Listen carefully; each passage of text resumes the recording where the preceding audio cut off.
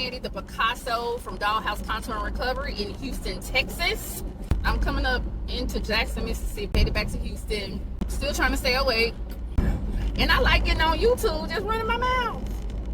And to tell y'all how beautiful and how great y'all are and all that good shit. Y'all need to hear it sometime. Y'all need to be reminded that y'all some badasses. This ain't your daily dose of badasses. This is just me running my trap while I'm driving. But somebody had already told me a while ago, girl, you need to start telling some of your nursing stories. You come in contact with some stuff, and I do. I have seen some things. Because I tell my medical stories to friends or even to family, whether it be for entertainment or to be like, you won't believe this bullshit here. Right? I'm not a storyteller. I don't claim to be one. Y'all know I like my YouTube storyteller. I started out watching Joe T.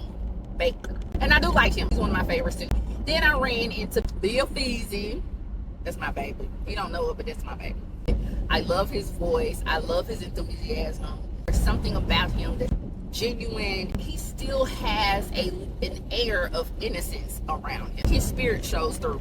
And so I don't mind supporting his channel at all. I believe in what he's doing. I've watched every single one of his videos. At this point, I think I've watched them each 3 times, at least. I think he was fresh out when I first started watching. He may have been out 3 months, maybe. I've literally watched him grow. I saw the youth. Now, he ain't that much younger than me. I ain't old as hell. I've just watched him bloom. They're super duper awesome. I love him. He's really trying to reach the youth about staying out of trouble, staying out of prison, and I support that message. And those are only 2 really that I watched. Oh, I do watch Charlie Global sometimes, too.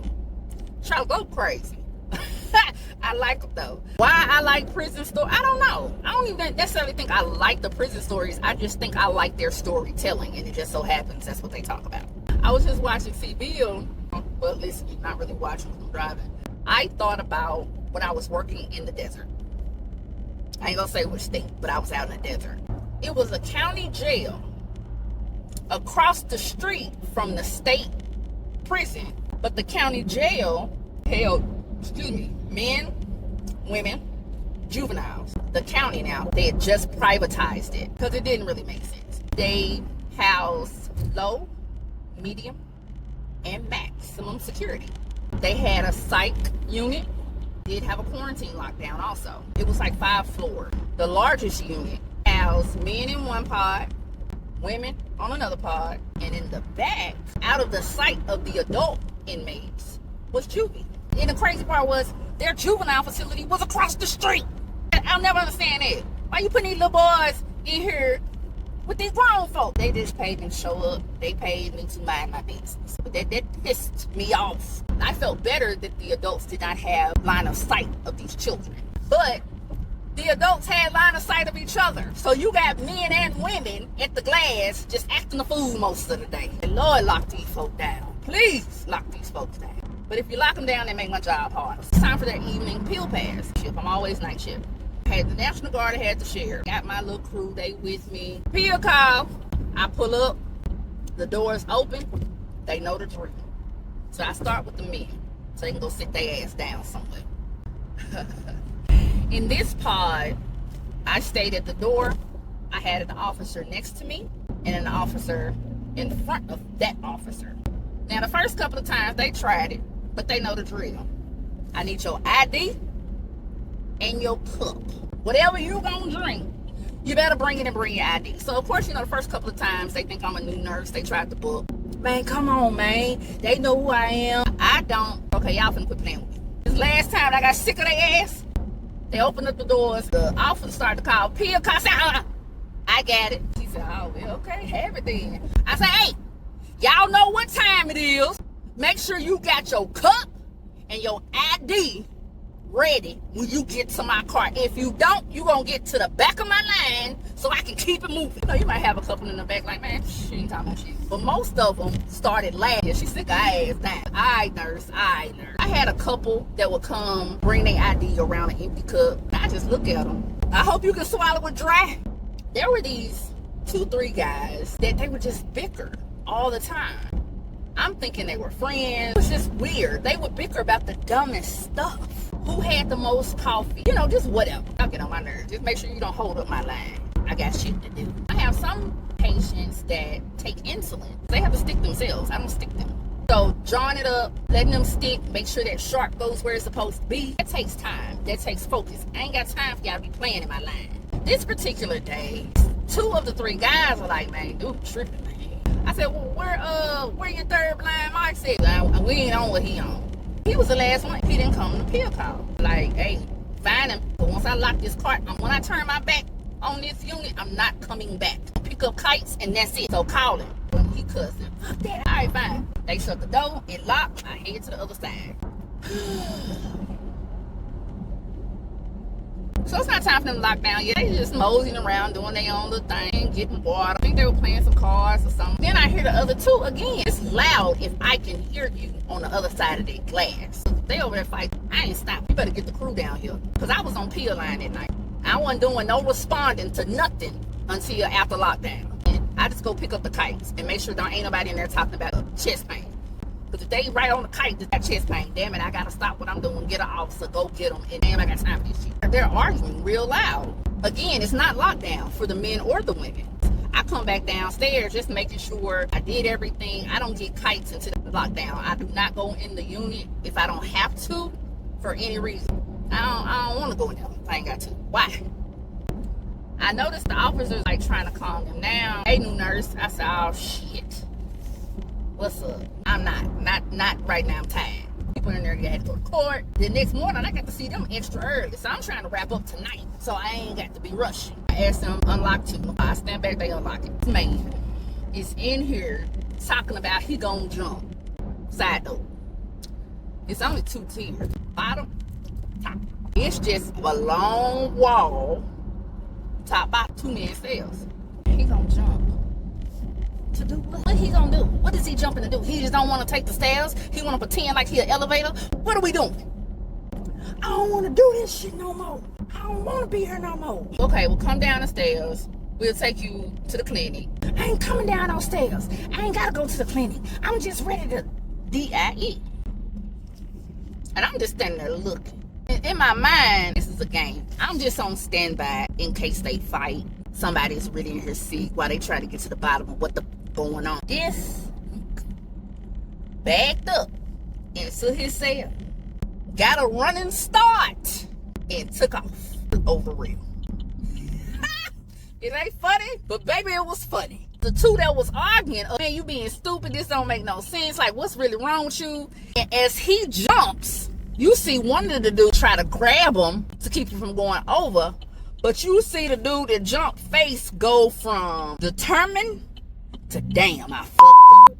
You could see the moment he realized that was a bad decision. So we're just like, ooh, yikes. You real smart, though. And when I tell you, I was tickled and watched him slap that concrete floor. I looked at them officers. Y'all lying to me. It's a setup. Y'all set this shit up. You know, way. Y'all called me in here to watch this man practice the S word. Because all he was doing was practicing. It wasn't high enough to kill you. Unless God really had you on the list for that day. He broke collarbone, broke his femur, cracked his eye orbit. Oh, he slapped that concrete hard. It didn't kill him, but he wished he was dead. They couldn't shackle him. His legs were folded under a very obvious break. Anybody that ever had a broken bone or anybody knows anything about the human body, the femur is the longest, strongest bone in the body. So if you break it, it's like breaking a tree trunk. I just looked at it. What y'all want me to do? They radio, they get more they people. I'm calling for medical. Cuff him. I'm not doing nothing, ain't touching nothing until they try to get some cuffs on him. I knew he had to have broken his collarbone because when they went to do this, he squealed like a baby pig. Yeah, that's wrong. They finally got him on the gurney. Now I have to write a statement because I was standing there when the dumbass did. So I got a whole attitude. I just went in the mood because I'm a witness. I ain't touching him. I see him when he get down there. Let me do the paperwork. How it happened, what he said before, what he said after. Everybody in nursing knows documentation is key. This man broke 7 bones just for being a dumbass. Why? I mean, we have to call an ambulance. We ain't no damn hospital. We barely a clinic. No offense to the correctional system out there, but well, it is what it is. One of the officers like, well, does he need to be airlifted? No, he does not. The ambulance will do. He's like, come on, nurse. Come on, nurse. I thought you said you wanted to. Now you want us to rush? Like, man, come on, nurse. Please give me some for pain. Can't do it, sir. Can't do it. Yeah, can't do it, sir. sorry. That was one of the dumbass moments I had in the prison. I was only there for a few months, so I don't know what happened to them. A lot of the people there in holding for court or transport, but believe it or not, I had some lifers at that jail. They were older. I later on understood why they couldn't go into the state prison system. We'll talk about that some other time. There is nothing about the prison appealing once you're behind that wall. Even as employees, that means a correctional officer, nurse, administration, there is an air, there's a smell, there is a feeling, heavy feeling inside of a correctional facility. And I've worked men's, women's, juvenile. I've worked low, mid, high, and high max. I've worked in one supermax. Once anybody goes behind that wall, your mentality changes. There's something about once you go through security and you hear that door buzz, click, and lock behind you, and you know that you just can't turn around and leave, something clicks in your brain. It's almost like immediate survival, and it's crazy because I'm not scared. I'm cautious, but I'm not afraid. There's still that think like an inmate mentality that you must take on to survive it. When I did this long stint of really working corrections, it was hard for me to come back civilian nursing because it makes you hard. It makes you callous. You almost become robotic, showing no emotion, not being your same personal self. Now, we are with each other. I'm polite. My rule always was, like, let me take care of you, but if you act the ass, you're not my patient anymore. You're there in me, and I'm going to let you be there. So don't take me there. I didn't have many issues. In the few times an inmate tried to pipe up a little bit, I was usually pretty protected. I don't know if it's because a lot of these prisons that I've gone to, that was the first black nurse they had seen in forever. So I was like a unicorn. As I've gotten older, my temper has gotten better. But 20s, early 30s, I was about that life. Career now, I'm older now. I don't want to go lay it down behind a wall. I don't. Now, sometimes having no bills, 3 hots in a cot, don't sound that bad. We talk that good game, but it's not a pleasant place to be. It's not even a pleasant place to work. Now I'm tired of nursing. Y'all know that. But I'm a nurse at heart. I'm a nurse by nature. Not that anybody asked to hear that story. I figured I'd share it. So, depending on how this goes, I will give y'all another one. Maybe. If y'all want to hear that. Like Bill Fees is saying, stay out of trouble. Stay out the prison. That ain't where you want to be. But yeah, I love y'all. Create a great day, and I will see y'all soon. Bye.